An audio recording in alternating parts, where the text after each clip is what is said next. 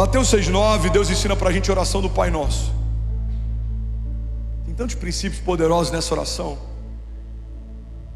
Alguns teólogos dividem ela em 6 petições. A oração do Pai Nosso, ela é muito mais extraordinária e profunda do que a gente imagina. Ela tem uma linguagem simples, mas ela carrega princípios eternos. Alguém comigo? A oração do Pai Nosso. Pai Nosso, que estás nos céus, santificado seja o teu nome, venha o teu reino, seja feita a tua vontade, assim na terra como é feita no céu. Aí depois começam petições que é quando a gente se coloca num lugar de dependência. O pão nosso, perdoa as nossas ofensas, nos livra. Então a primeira parte da oração do Pai Nosso fala a respeito do nome, do reino, da vontade. Santificado seja o teu nome, venha a nós o teu reino e seja feita a tua vontade. A segunda parte da oração do Pai Nosso fala a respeito daquilo que é nosso. O pão nosso nos dai hoje, perdoa as nossas dívidas e nos livra. É plural. Quando reconhecemos a singularidade de Deus, acessamos a pluralidade do reino dele. Teu nome, o teu reino, a tua vontade. Quando eu entendo isso, eu acesso a pluralidade do reino, a nossa provisão, o nosso livramento, o nosso perdão. Você está comigo? Irmão, alguém que entende o reino de Deus, o poder do nome de Deus e o poder da vontade de Deus, nunca vai ter falta de pão, de livramento e de perdão. Porque está num lugar de dependência total e absoluta. A oração do Pai Nosso é marcada por petições. Jesus fala, quando forem orar, orem assim. Porque até então a religião apresentava um Deus que era o Deus dela, era o Deus dos religiosos. Mas Jesus apresenta um Pai que é um Pai Nosso. Todos aqueles que nele creem são salvos. A Bíblia diz que recebemos o espírito de adoção, pelo qual clamamos, Abba Pai. Irmão, guarda isso aqui. Quando Paulo fala a respeito de um espírito de adoção, ele está falando para os romanos. E no contexto da época, os romanos, eles acreditavam que alguém que adotou um filho tinha sobre esse filho muito mais responsabilidade do que um filho gerado naturalmente. Se você fizesse algo contra um filho adotivo, a tua penalidade era muito maior do que se você fizesse algo com um filho natural. Por quê, André? Porque um filho natural, Danilo, você teve, mas o filho adotivo você escolheu ter.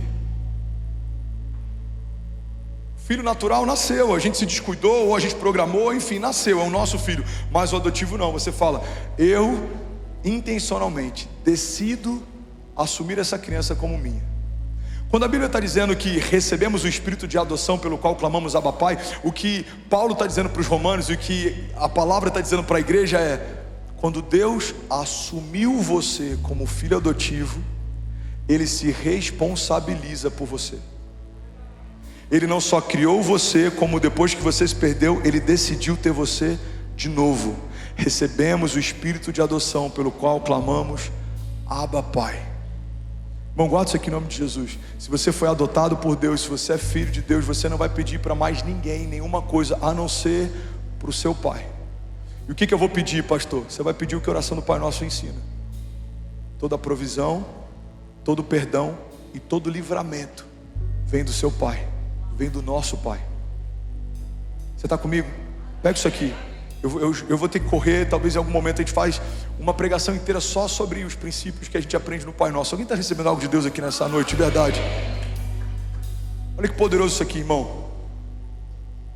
O nome de Deus, o reino de Deus e a vontade de Deus. O que é o nome de Deus? O nome de Deus não é só uma palavra liberada, é um nome sobre todo nome.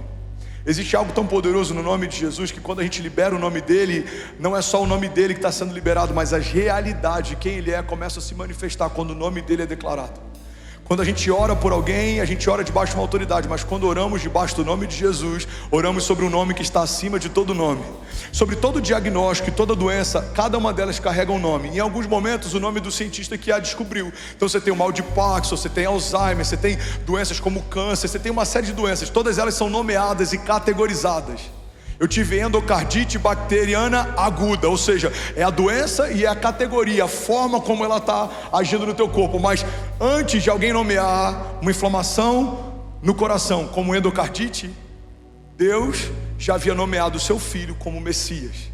Então, quando o nome de Jesus é revelado sobre a vida de alguém, tanto faz os nomes que se levantaram antes, porque há um nome que está acima de cada um deles.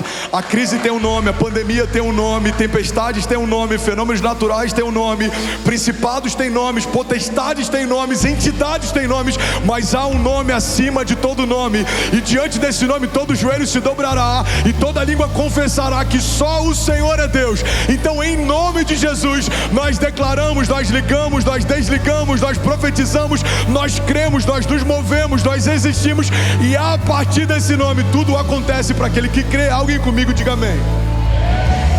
Por isso que o princípio do Pai Nosso é, falando a respeito do nome dele, santificado seja o teu nome. Quando eu reconheço o poder do nome de Jesus, eu tenho acesso a todas as realidades do reino de Deus. Não dá para reinar com Deus sem ter entendimento do poder do nome de Jesus. Segunda coisa que a oração do Pai Nosso ensina pra gente é sobre o reino de Deus. Não dá para reinar com Deus sem entender como se move o reino de Deus. O reino de Deus é um reino de paz, justiça e alegria. O reino de Deus é estabelecido sobre a terra. Não é um reino que divide espaço, é um reino superior, está acima de toda a realidade. A gente já entendeu isso aqui na série que eu fiz sobre milagres e sobre fé. Alguém vai lembrar isso aqui? A fé não significa estabelecer uma realidade paralela. A fé significa manifestar uma realidade superior. O câncer não precisa deixar de ser câncer, mas existe uma palavra que está acima do câncer. A dívida não precisa deixar de ser dívida, mas existe uma palavra que está acima da dívida. Os nossos inimigos não precisam deixar de ser inimigos, mas existe uma palavra que está acima dos nossos inimigos.